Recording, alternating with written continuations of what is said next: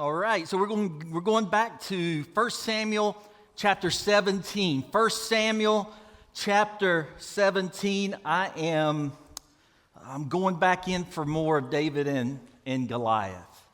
All right, so but we're only going to be in one verse today.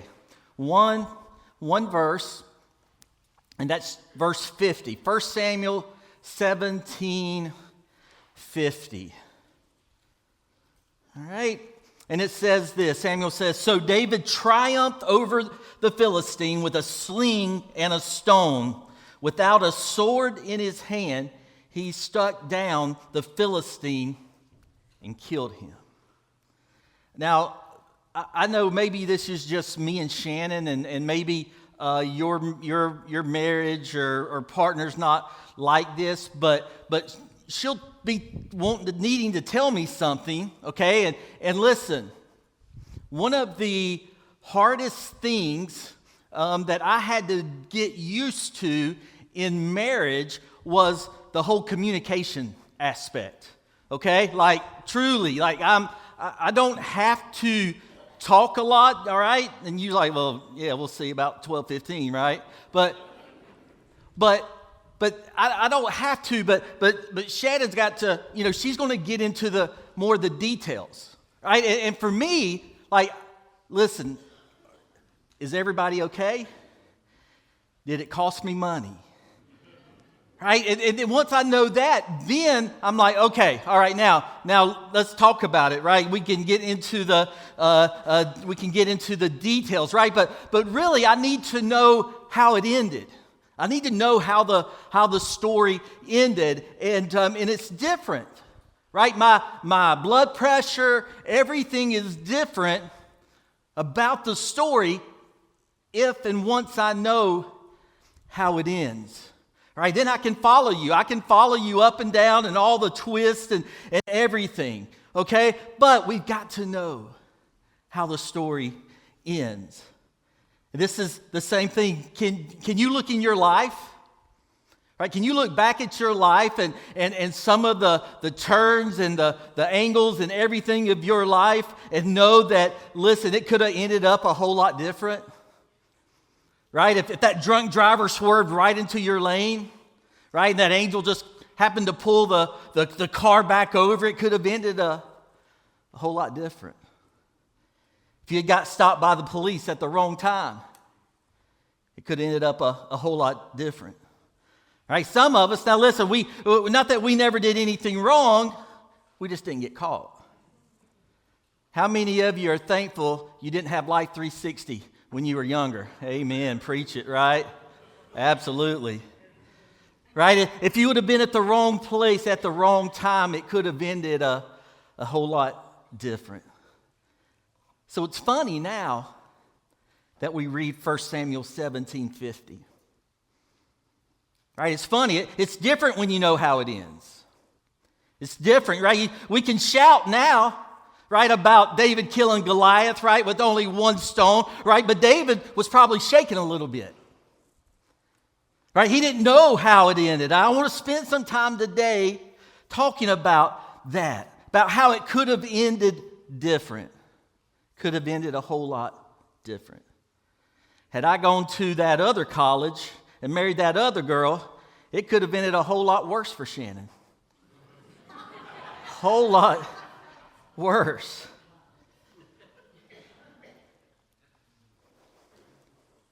The story ends a whole lot different. You see, God's writing your story. He's writing your story. He's writing it right now. He's writing your family's story right now. Right? This season of your life, he's writing your story. Right? For Hickory Grove, he's writing our story. How do we want it to end? How do you want it to end? And although right now we know that Goliath goes down, right? David has to do it in the face of some adversity.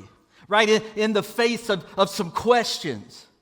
Right, and today I got 3 quick things that David's having to face in his battle of Goliath.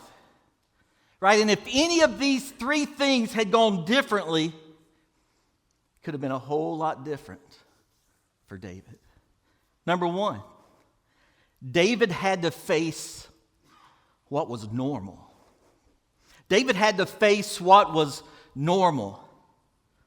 And what do you mean? Well, if David had been a typical teenager, okay, when his father came and said, right, because understand, he's about 16, 17 at this time that he kills Goliath. But if he had a response to Jesse's instruction, right, when Jesse said, hey, I want you to run, right, these snacks down to your brothers, right? His brothers were on the battlefield, right, against the opposing Philistine army, right? David was, again, in the pasture. He was keeping the sheep, and his father, Jesse, called for him and said, hey, I need you to make a pizza run down to your brothers, right? If he had been a typical teenager, if David had rolled his eyes, said, geez, Dad,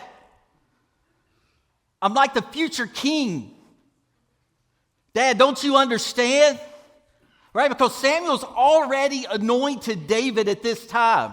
Right? David already knows he's got a great future, right? He's the dude.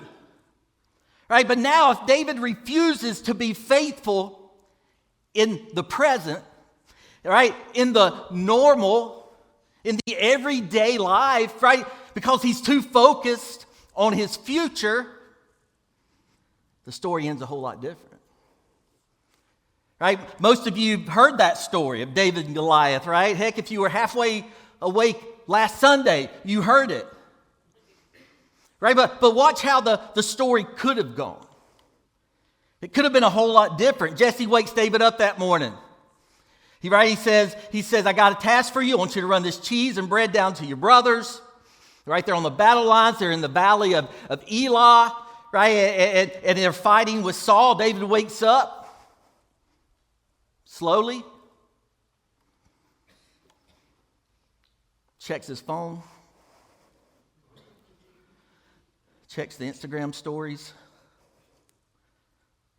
checks the fake account, the one that Jesse don't follow. I'm on you, kids. I got you. I've raised a couple, okay? Right?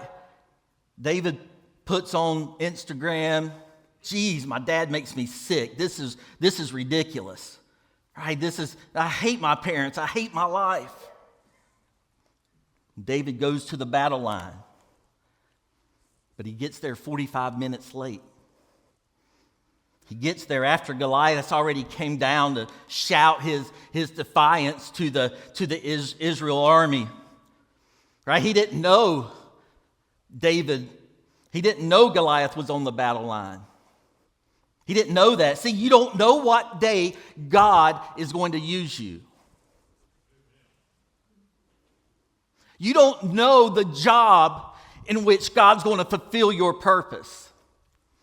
You don't know the situation that's going to happen in your life that God is going to use to glorify Him. You don't know the diagnosis that you're going to receive that God is going to use, right, to show, right, for your good, but ultimate His glory.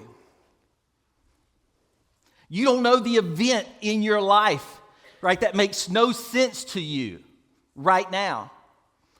The event that just makes you sick to your stomach, right, that God will use, that He wants to use, right, that He's taken you down to your own valley of Elah, right, because He needs you to fight a battle. And you think you're just taking bread and cheese to your brothers, right, and you're aggravated and you're irritated. Right? Because you didn't think you're supposed to be here at this place, at this time in your life. You're supposed to be so far ahead. Right? And you've got your dauber down. And you don't understand it. Right? And you're questioning all of these things. Right? You don't know what moment is going to be holy in your life. Right? And the direction for the next step of your life can depend on that moment. at that time, right? You don't know this, but if you don't even show up, right? If you're not even present, right? And do what is normal with a good attitude, could have ended whole lot different. You really think they'd have taught that story in Sunday school? The story went something like this. Jesse wakes David up. David gets up. David went to the battle lines with a bad attitude. He dropped off the food. He throws it at his brothers. He goes back home. That could have ended a whole lot different. Could have ended with David feeling slighted, right? Because as the king, future king of Israel, he was asked to do something that he deemed insignificant. How many things have you deemed insignificant in your life and you haven't done it? And that was the moment God was going to change your life. That was the moment, right, that person would have seen Christ in you and through you. It was that moment that God was going to further his kingdom that we feel like it's insignificant. What are the insignificant things in your life, in the everyday, in the normal, that God wants to further the kingdom, and you said, I'm not doing that. Hey, how's God going to be glorified in that? You know who I am? You know who I am, Dad? Really? You're asking me to be the delivery boy for the food down to my brothers? Are you serious right now? Okay, I'll go. But I'm not going to run to the battle lines. I'll go, but I ain't going to like it. Okay, I'll go to church, but I'm not lifting my hands. That's what the weird people do. I'm not doing it. I'm in a Baptist church. We don't do that. We don't sing the third verse of the hymn. We don't do it. I'll go to church, but I'm leaving just as soon as I can. I'm not going to volunteer. I'm not doing that. I'm not going to partner, right, and become a partner at the church because then they'll ask me to do stuff. I'm not doing that. Right? I'm going the opposite way from the preacher right after the service, right? I don't want to talk to that dude. It could have ended up a whole lot different.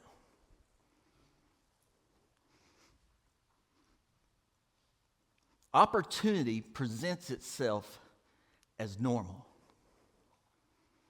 Opportunity often presents itself as normal. Right? There's not going to be, I want to kill my Goliath. I want to break through in my life. Right? And understand kind of where I'm going, right? Goliath means anything in church we make Goliath mean anything. It could mean we want a good parking space. Took care of that Goliath in my life. We want healing in our body. We want to stop eating Cheez-Its. It's a giant for me. Being real. Goliath can be almost anything in this particular incident in our life that we think is bigger than the God that we serve. Let me give you my definition. A giant is anything that opposes the purpose of God. A giant is anything that opposes the purpose of God. Right? Because we see Goliath here. He was standing against the people of God, opposing the purpose of God. Right? And listen, it usually won't be physical. Right? But before David could get to the real battle, before he could go and fight the Goliath, he had to face the normal. He had to face the everyday. There's not going to be one conversation, parents, with your kids, right, that's going to take them to heaven. Right? It's not going to be one conversation with your son, with your daughter, right, that's going to pull everything together for them. Right? It's going to take conversation after conversation, hug after hug. It's going to take situation after situation. It's going to be you, them watching you, how you interact, how you go about it in the normal, in the everyday, right? It's going to be in those moments, right, to where your son or your daughter is going to say, yeah, I get it. I get it. Right? Some of you may be in a situation right now, right, where your son or daughter, they've gone off, right, and the enemy has won this battle. Right? And you're like, where did I go wrong? Where did I go wrong? You thought that the mundane, that the everyday didn't matter. Right? And God was preparing you, and He's preparing that child for the everyday, for the normal. And when they see you show up time and time again, don't just show up to the ball game, but when they're starting and when they're on the bench, you don't show up. You show up every day. You show up every day because your daddy to the bench sitter as much as you are the star player. Right? And too many times I think, right, that we're expecting too many things. Listen, I've done it. I've lived there. Right? Listen, I've yelled at my 10-year-old in the car a lot of times after a ball game.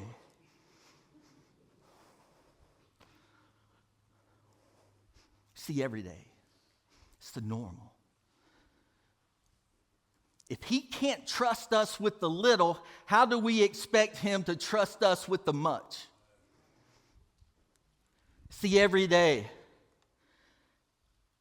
it's those words on top of words. Right? We think we got to take Him to Ireland, right, and relive Braveheart. Nah.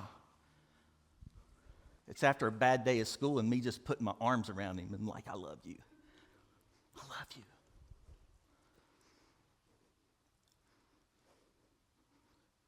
You see, we know how the story ends. We know how it ends. David didn't. He didn't even know there was a giant in the valley of Elah when he left out of the house. And when he sets out that day, and if he refuses to do the normal, the everyday, it could have been a whole lot different. If when Jesse said go, he went and did it with a bad attitude. Came home and he slept for 8 hours. Number 2, David had to seize the opportunity. He had to seize the opportunity, right? So he gets there. He does the normal, right? He does what his dad told him to do, and the Bible says that he ran to the battle lines. He left his things with the keeper of supplies, right? He's very responsible. He made sure that the sheep were taken care of, right? He runs to the battle lines. He's there in a position with the attitude to see the opportunity. And when he hears Goliath shouting, if David goes down there like most of us go around and we just try to get through the day, he's not going to be in the frame of mind to really capture that moment. Right? And even when he gets there and he gives his brothers the food, right, that he took for him. One of his brothers, right, when he gets there, one of his brothers has such a bad attitude about it, right, that David had to deal with now. Right, I want to show you this because this is powerful. This is so relevant, right, to our lives. Right, this is it. Like you're going to have flashbacks of your family right now. All right, so if he did that, right, we're fighting a preliminary battle, right? David, right here, right, you're getting ready to go after Goliath. Right, this is your moment. Right? This is a defining moment in your life, man. You're getting ready to go out there. Right? And I want to show you, right, that some of us are fighting the wrong battle. We're fighting the wrong battle. We are fighting a preliminary battle and missing the real battle. Because when David gets there, he's like, what's up, guys? Hey, did I miss anything? What did I miss? Right, there's like, it's nothing new. What are you here for? Right, this dude's 9'6". 9'6". He comes out every day to the battle line. He keeps saying the same thing, right? David, he comes out every day. He keeps telling us, send your best man. I'll kill him, and you'll be our slaves. Send your best man. I'll kill him, right? And we'll take you as slaves. Send your best man. I'm going to kill him, and then we're going to take you as slaves over and over again. But we can't do anything with them because, look at him. Look how big this dude is, David. Listen, you better get behind us, right? We got this, but we really don't know what's going to happen. And David's like, look how big he is. What are you talking about? One country preacher said the rest of the army saw Goliath and said, he's too big to kill. And David looked at Goliath and said, he's too big to miss. I wonder what your perspective is today. What's your perspective? Right? Because God said that the challenge in front of you is an indication of the problem that's inside you. All right? Let me say that. Let me say that again. Right? God said that this challenge in front of you is an indication of the problem that's inside of you. Right? So David's like, hey, well, what do I get if I kill him? And Saul's like, does anybody want to fight this guy? It's been 40 days, not 40 minutes. It's been 40 days. So Saul keeps upping the ante. Like the airlines do, right, when they overbook their flights. All right, we need 2 volunteers from the kindness of your heart to give up your seat. Right? No, we need 2 volunteers. We'll give you $200. 2 volunteers, $500. 2 volunteers, we'll give you a $1,000 voucher for travel. The more desperate they get, the bigger the reward comes. Right? So Saul, after 40 days, he's got so desperate. He's got to the point where he says, look, I'll give you my daughter in marriage. The hot one. All right? And you don't have to pay taxes. So David's like, for real? For real, for real? Here's the difference. It could have been a whole lot different. But David hadn't been out there for 40 days. He hadn't got used to the dysfunction. He hadn't got used to standing there defeated and in deadlock. So he comes up to them, and to David, Goliath just sounds normal. He's been in the pasture. He's been watching the sheep. He hasn't had to come out here for the past 40 days to watch this. Right? That's just not where he's at. Right? But to David, it sounds a little bit different. It sounds a little bit different to David. Right? But wait a minute. He's not supposed to talk like that.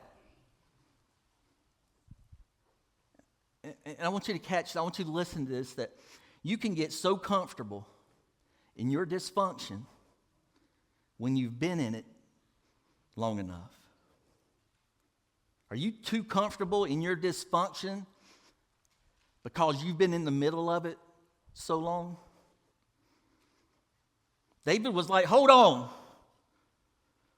So he said, well, what about God? Where does God play into this situation? What if I kill him? Right? I love this though, right? This is what always happens when God's trying to do something in your life. All right? Catch this. The enemy's always going to present another enemy that's not the real enemy. Why? To keep you distracted. Right? To keep you distracted from fighting the one enemy you're called to defeat. Where do you see this, Chris? In David's case, it was his brother. It was his brother, right? His big brother, right? His name's Eliab. He was tall. And remember, for a moment, right, Samuel thought that this guy was supposed to be king. Because Saul's tall, Right? Samuel saw in Eliab what he's seen in Saul, which is height, not heart. And God said, don't look at his height. Look at his heart. Stop judging your situation externally, church. Right? It's what's inside that counts. And Eliab starts judging David's motives. Look at verse 28 in chapter 17. When Eliab, David's oldest brother, heard him speaking with the men, he burned with anger at him and asked, "Why have you come down here? And with whom did you leave those few sheep in the wilderness? I know how conceited you are and how wicked your heart is. You came down only to watch the battle." Now listen, all these things David had taken care of. Right? He's a very responsible young man, but what's happening here, I believe the enemy is trying to trigger David, right, to get him to fight the wrong person. Right? Because watch, if he stands here and he argues with his brother, he's never going to even see the real enemy. Right? Listen, this may be the whole sermon for somebody today. Right? Look, right, and just look straight ahead if you're married. But sometimes you're fighting against what you're supposed to be fighting for. Sometimes you're fighting against what you should be fighting for. And you have to call a timeout sometimes. Right? You have to sometimes be like, wait a minute, hold on. You're not my enemy. Wait a minute. Right? You're not who I'm supposed to be fighting at this time. See, if David gets caught up fighting Eliab, he never sees Goliath. If he gets distracted, you see, some of us are defeated simply because we're distracted. Some of you are defeated because you're distracted. You know how the story ends, right? But think how it could have ended. David, for the next 2 hours, defends himself to Eliab. Right? And because we stand and we argue with Eliab, we never get to Goliath. Could have ended a whole lot different. Right? Here's the thing that's so practical about this. Because some of you are fighting Eliab today. Because you're fighting Eliab, Goliath continues to go unchallenged in your life. You know you're fighting Eliab because you're still blaming people. You're still blaming your situation. You're still blaming the things in your life that you can control, and you just make bad decisions. Right? You keep blaming that. And David did this move that I want to learn how to do, that when I realize that I'm fighting the wrong enemy, when I realize I'm fighting like something outside, when I really need to be dealing with something inside, and when I realize that I'm starting to lose control how other people are, right? Versus trying to have self-control. It's a fruit of the Spirit. It's important. Right? He said that David did something very strategic. I want you to see this. Right? I believe this is the turning point of the story in verse 29. Now what have I done, said David. Can't I even speak? Watch this. He then turned away to someone else and brought up the same matter, and the men answered him as before. That when Eliab was going back and forth with David hit him real quick. Right? And then after he said what he had to say, right, look what he did. David turned and asked somebody else. Right? Watch this. I believe that he turns away from Eliab, right? And it positions him to face Goliath. You'll never even get to Goliath. You'll never even get to the insecurity that is causing your problem if you keep blaming the people who keep bringing it out in you. Eliab wasn't the giant. Eliab wasn't the enemy. Eliab was his brother, right, that he was supposed to be fighting for, right? And if he would have stopped and was fighting against Eliab, he never gets to Goliath, right, and start to fight for Eliab. So now we've watched David on two different alternative endings. One, if he argues with Eliab, he misses Goliath. Right? If he doesn't obey his father in a simple thing, he misses Goliath. It could have been a whole lot different. I did a funeral maybe 2 or 3 years ago. I didn't know the family that well. And I was doing this funeral, and as you do in those things, you sit down with the family and you try to get some information and everything. And in talking with the family, there were 3 sisters, right? There were 3 daughters. And throughout their life, they were jacked up, right? It was a jacked up family, like maybe many of what maybe you guys have, what you grew up in, right? These ladies they're 60 years old, right? And they told me, they said, last year, the 3 of us got together and we went to Mom, right? And we said, listen, we forgive you. We forgive you of all the crazy. We forgive you, right? And they said that for that last year of their mother's life, they had a great relationship, right? They got it right. They got it right with their mother. Right? And I can remember talking to them about regrets. Right? And they were living with regret, and they were living with remorse of all the lost time and the lost years that they had, right? And listen, I just think that's relevant here because right now, right, you've got a giant in front of you, right? And you keep wasting time and wasting energy on the battle, and you're going to lose the war over something stupid, after something irrelevant, over something that's not going to further the kingdom. Why? Because you're selfish. Why? Because of pride, and you don't want to be, right, the one that says, I'm sorry, whether you did anything or not.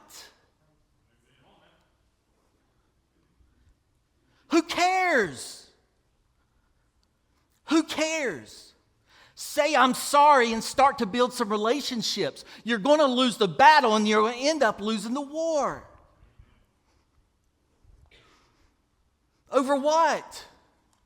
Something that happened on Thanksgiving 22 years ago? Are you kidding me?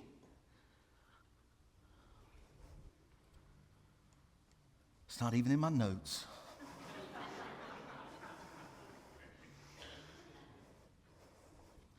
Every story in this room is still being written. Every story in this room is still being written. And sometimes you think you know how it ends. But what if it's not over yet? What if you've wasted a lot of time? But what if God really is able to redeem the years that the locusts have eaten? Right? What if he's able to do that? What if it's not over yet? Listen, I'm just posing the question. What if your best days are not behind you? What if the devil's a liar? What if everything that you've been through can serve a greater purpose? What if a generational curse was broken through that battle? What if God brought you to the valley of Elah? Because he's a God of second chances. The God of a new beginning. The God of a new ending. Mary and Martha said in the story of Lazarus, they say, I know how this story ends. We know how this story ends. Jesus was late. Now Lazarus is dead. One thing they didn't know is that Jesus doesn't provide resurrection. Jesus is resurrection. He is resurrection, right? And so he's on the scene. Guess what, church? It's not over. When David showed up, he said, I come against you in the name of the Lord. One more thing I got to show you, because now he has to go through Saul.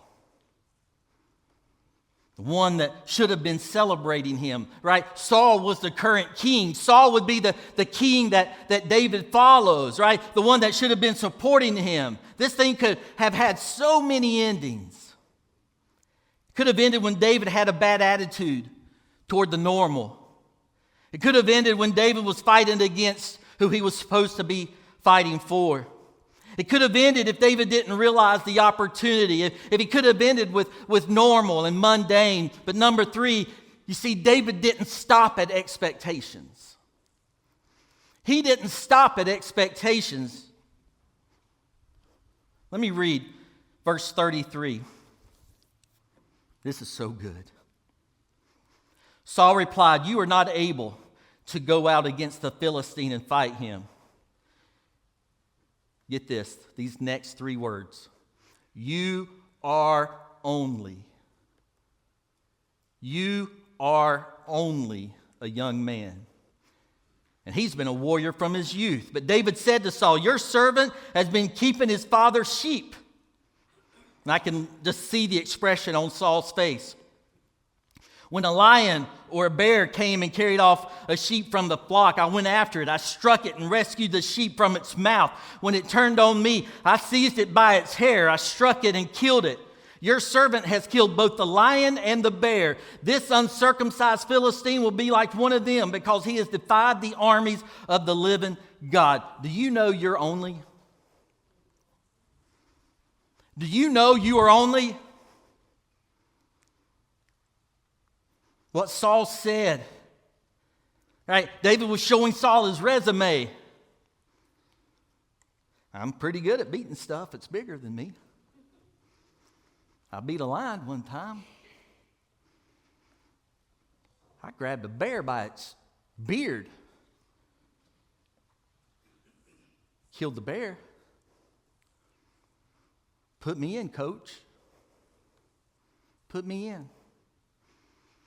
And Saul says, "You're only a boy. You're only a boy."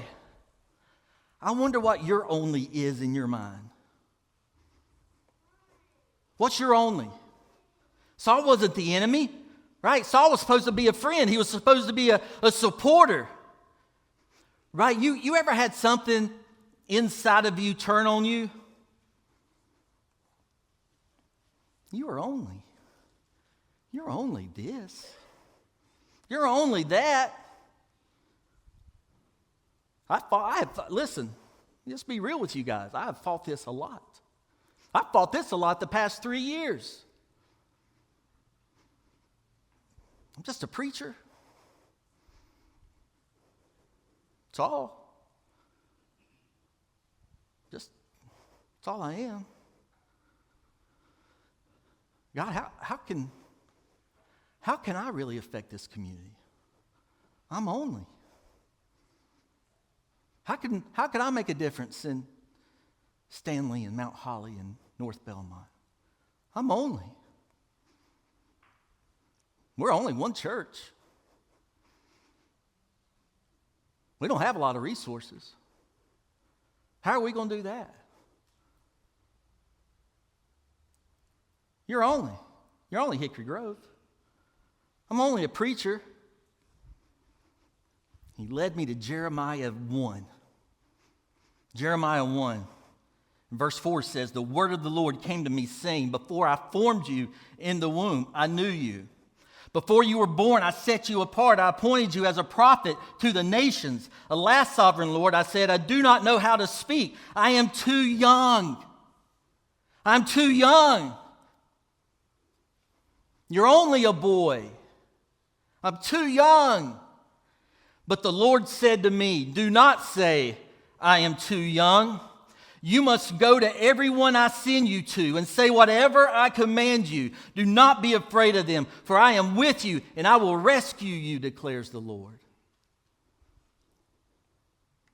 David said, No, I've never faced this giant before. Right? That wasn't David's attitude. I know I'm just a shepherd boy. I know I'm only 16. I know, right? That's not what David said. David said, but I brought the same God to this valley that I brought to the last valley. Right? And we've got to understand He's the same God. Right? I'm only a teenager.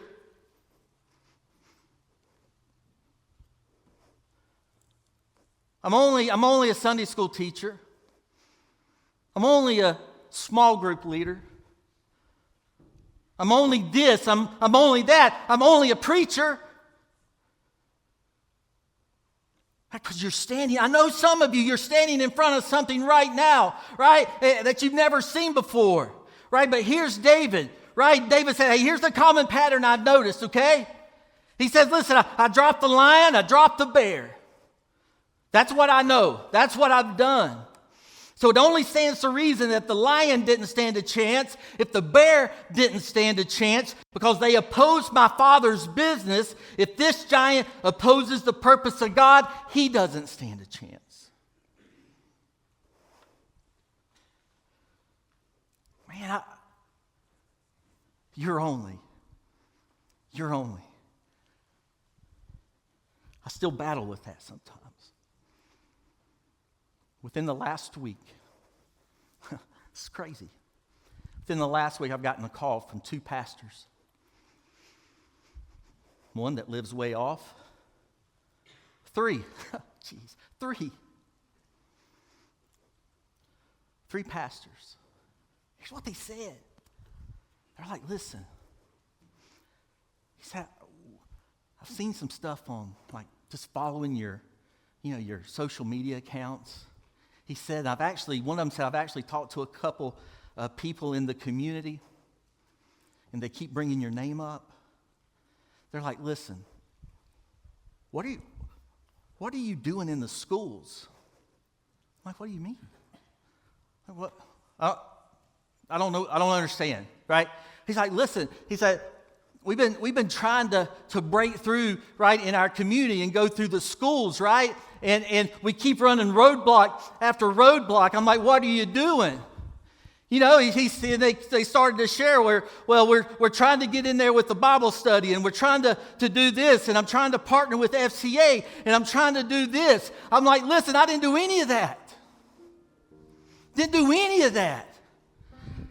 I said, we rolled up our sleeves, right? And we started to meet just basic fundamental needs. I heard what the problems were, and I tried to go meet those problems. Like, what do you mean? What's that look like? I said, I'm painting walls at the school. We're cleaning up. We're painting. We're scrubbing. I'm on my knees in the bathroom at East Gaston's concession stand, and I'm painting the stupid floor. He's like, that's all? I'm like, is that all? Is that all? I'm like, listen, stop making it what you think it should be, right? And just love one another. That's easy. Listen to the needs and go meet them. We're there yesterday, and we're in the concession stand, right? And my mind's just spinning. I'm like, why hadn't somebody painted the dugout? Why hasn't somebody, right, got the weeds out of the shrubs? Isn't that what you would do at your house?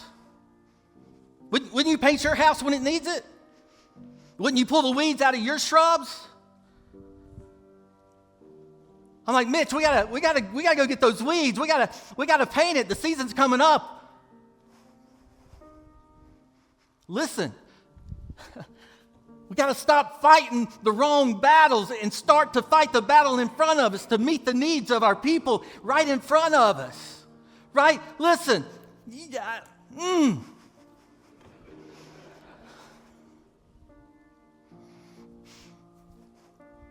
There are people in our community, right? And they drive by us every day and they think, right?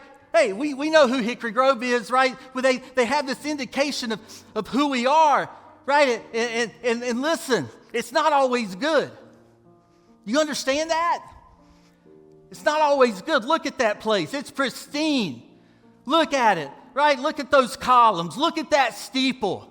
Look at these chandeliers, right? And they begin to think, hey, man, they're going to be churchy. They're going to be uppity. They're going to be all those things. And if you don't think that is the case, you're kidding yourself, right? But when they see us on our hands and knees in the bathroom of a concession stand of our bitter enemy, my bitter enemy, Brian's bitter enemy, South Point, okay?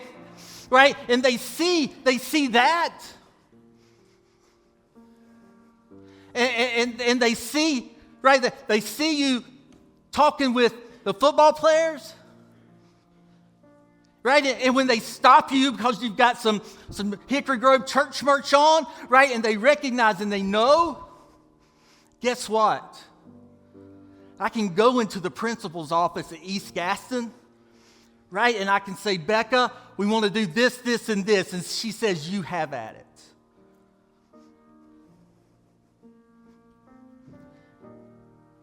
We got to stop fighting the battles of who we think we're supposed to be, right? And just simply love one another. You got to stop fighting the battles, right, in front of you of the stupid stuff, because it's stopping you, it's slowing you down from God's purpose that He has in your life, and you're wasting time. You're wasting energy. I'm so tired. I'm so tired. Stop. We've got a community to win for Christ. We've got a community to show the love of Christ for. God's been so good to us. Listen, I'm more energized than ever that we got to go more and do more and be this and be that. Well, Chris, what's your roadmap? I don't have a roadmap. I'm going to walk through the open doors. I'm going to turn around at the closed doors. But in it all, I'm going to glorify Christ and take that love of Christ to them. Right? And listen, I may not enter the conversation and say, for God so loved the world that He gave His only Son. We may not talk about that at all. You're like, well, I don't know about that, Chris. I don't know. Don't lose the battle. Let's win the war. Right? Let's don't be who they think we're supposed to be. Right? Let's be one another. Let's love one another. Whatever that looks like. Whatever. Right? I told you, it blows my mind, right? I talk to some of these teachers and these principals, right? And they're asking me about needs that I had no idea. Right? Because I think one thing, and they're like, nah, man, we need underwear.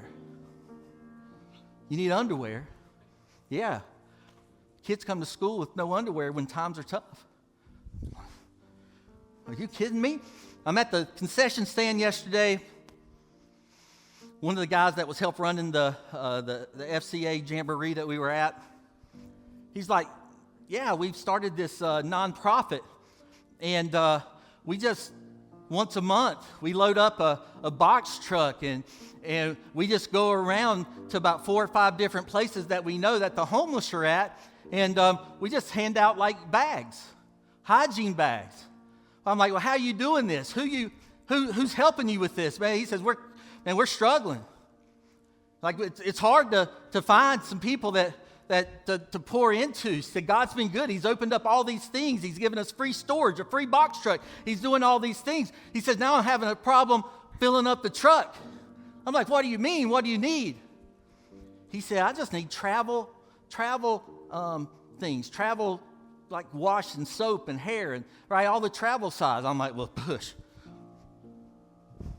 What's hard about that? He said, well, people just, I'm like, brother, you give me a list of what you need. I'm going to hand it to my church. I'm going to bury you in travel size shampoo.